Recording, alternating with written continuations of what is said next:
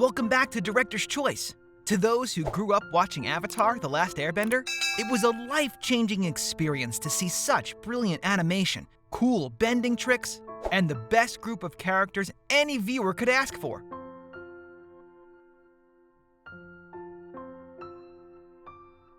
Watching Avatar: The Legend of Korra, the sequel to the original animation, a few years later, was a huge wave of nostalgia mixed with excitement and an opportunity to revisit childhood memories with fresh lenses. Just like in reality, technology had improved greatly in the Four Nations. Wars were more based on the clash of ideologies, and our favorites had aged, with some, sadly, passing away. In this episode of Director's Choice, we're going to be taking a look at one of the characters who was iconic in The Last Airbender as she was in the sequel. Why is it that every time you play with magic water, I get soaked? Katara. How did she become one of the greatest waterbenders ever to live? What events in her life shaped her principles in her later life? How was she able to achieve so much in life? Despite being non-benders, we've got the chi to give you all the exciting answers, and many more. From a self-taught waterbender to training 2 avatars on waterbending, this is the breakdown of the life of Katara. Let's get right to it. Look at this, Aang. It's a waterbending scroll. Long ago, the Four Nations lived together in harmony. But that was before Katara was born. Katara's family belonged to the Southern Water Tribe, which was located in the South Pole, and that's where she was born. Katara was the second child and only daughter of Chief Hakoda and his wife Kaya. In addition to her socially ascribed role as the daughter of the chief, Katara was also the only waterbender in the Southern Water Tribe during her childhood and early years. From the moon. My bending is more powerful than yours, Hama. Your technique is useless on me. Katara's waterbending ability came with a lot of responsibility and risks, because the Fire Nation was determined to wipe out all waterbenders in the world, starting with the Southern Water Tribe, because they were presumed to be weak. Before Katara's birth, the Fire Nation had invaded the Southern Water Tribe for 45 years, capturing all the waterbenders and imprisoning them. Although the situation was dire during Katara's childhood, it could have been worse if the South Pole wasn't so difficult to access. Katara had to learn waterbending on her own for most of her life, since she was the only waterbender in the tribe, and there was no one with experience who could teach her. Well, I'm impressed. You are an excellent waterbender. Nonetheless, Katara grew up as part of a loving and positive community with her family around her, including Kana, her paternal grandmother. But the peace and happiness weren't going to last long. When Katara was 8 years old, Fire Lord Azulon ordered a raid on the Southern Water Tribe with the mission of finding and destroying the last remaining waterbender. The raid was led by Yan Ra, and he confronted Katara's mother, insistent on finding out the identity of the last waterbender in the tribe. Now tell me, who is it? Who's the waterbender? About 4 years after the raid, Katara's father, Hakoda, left with most of the other men in the tribe to fight in the 100-Year War against the Fire Nation. Katara and her older brother Sokka went under the care of their grandmother, Kana. At this point, Katara had to grow up faster than most of the people in her age bracket because there were a lot of responsibilities to be met. Losing her mother to the Fire Nation raid placed several burdens on young Katara. Mom, I'm scared. Go find your dad, sweetie. I'll handle this. And she had to step up as a maternal figure in the tribe while living with her guilt of her mother's sacrifice to protect her. Katara and Sokka shared some of the responsibilities in the tribe, seeing as it mostly consisted of old people, women, and children.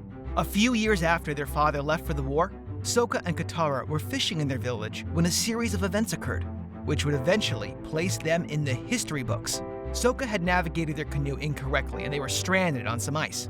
The siblings started playing the blame game, and Katara's frustration at the situation grew quite rapidly, and, in a fit of rage, she blasted an iceberg. And that's how they found the boy in the iceberg, aka Aang, aka the last airbender, aka... well, you get the point. After coming out of the iceberg, Aang, who had been frozen for about 100 years, followed Katara and her brother back to their village. Shortly after Katara and her brother discovered Aang, Prince Zuko and his Fire Nation ship arrived at the Southern Water Tribe's village.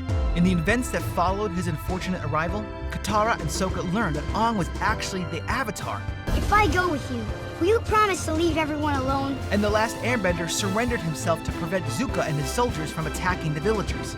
Katara and her brother promptly went after them and successfully rescued Aang, though it was more like picking him up on the flying bison Appa.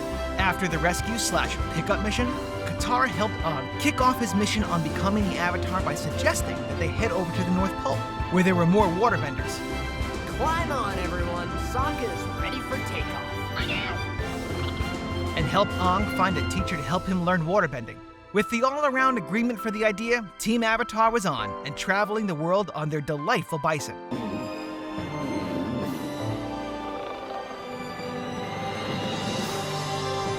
Discovering the Avatar meant that Katara's life quickly took a new turn that was exciting, challenging, adventurous, and sometimes exhausting. Being a part of Team Avatar gave her a new set of responsibilities, but, in a way, it presented a definition to her life. Katara mastered waterbending after challenging the waterbender of the North Pole and changing the narrative about female waterbenders. Our tribe, it is forbidden for women to learn waterbending. But she also picked up bloodbending, a darker and more intense form of waterbending, much to her displeasure. Although she also gained some valuable life lessons in the process, Katara was the most mature member of Team Avatar for almost all the time they spent before achieving victory after Sozin's Comet. Katara's teenage years were spent alongside Aang and her brother as they journeyed across the four nations, helping the Avatar to master the four elements, and picking up Toph and Zuko. Wait. Team Avatar encountered several difficulties and emotionally jarring situations that forced Katara to let go of some of her rigid beliefs and pick up some valuable lessons in self-discovery, forgiveness, and relaxation. Yes, we know that she could be a little uptight. Towards the end of Aang's mission in reuniting the four nations, Katara found peace with her mother's death, and she became more forgiving to others. I lost my mother in a Fire Nation raid. This necklace is all I have left of her. Through the battles, captivity, imprisonment, rescue missions, and several moments of calming Aang from the Avatar state, Katara had developed a friendship with Toph and gotten closer to her brother, which was significant in her personal development. When the battle against the Fire Nation was finally over, with the Avatar fully accomplishing his mission, Katara and Aang began a romantic relationship. After keeping fans on the edge of their seats from the very beginning,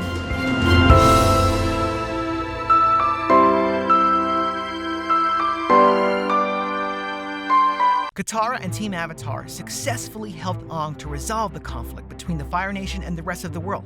Like she had predicted, Aang did save the world. While some people say that Katara's drive and her being such an important part of Aang's story took away her personal story and personality. Not me, I'm out. Let's roll, baby. We believe that was not the case. Instead, her importance to Aang's missions simply highlighted her story. After all, she was the narrator and main perspective for most of their journey. A significant part of Katara's life revolved around being a guide for the Avatar, as she helped Aang navigate through learning each of the elements. And she was the only one who would connect with him in his Avatar state. I just said I was confused. I'm going inside. While it does feed into the narrative that Aang was her sole purpose, it wouldn't be correct to say that, or respectful to be honest. Katara was a lot more than Aang's biggest fangirl. She was a fast learner, an independent person with firm beliefs. At the same time, she was kind and caring. We can't deny her significance in this. Katara experienced some difficult challenges in early life, and she had to overcome them to unlock her full potential. But she did that. Katara's life is remarkable when you think about the amount of responsibility that she had on her shoulders as a teenager. Oh, you better remember me like your life depends on it. Why don't you take a closer look? Traveling the world with other teenagers who were not as responsible or mature. In so many ways, starting from the beginning when she discovered the Avatar, Katara was very significant in restoring peace among the four nations. Katara lived a truly fulfilled life, established beautiful friendships, had children who were just as special.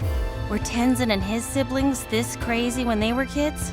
Kaya and Bumi certainly were, but Tenzin has always been rather serious. And she lived long enough to help the new Avatar unlock her potential. If that isn't greatness, we don't know what is. That's all for today. Thank you for joining us on the breakdown of the life of Katara. Take a look at this other recent clip by Director's Choice. And make sure to subscribe and ring the bell to be notified of our latest videos.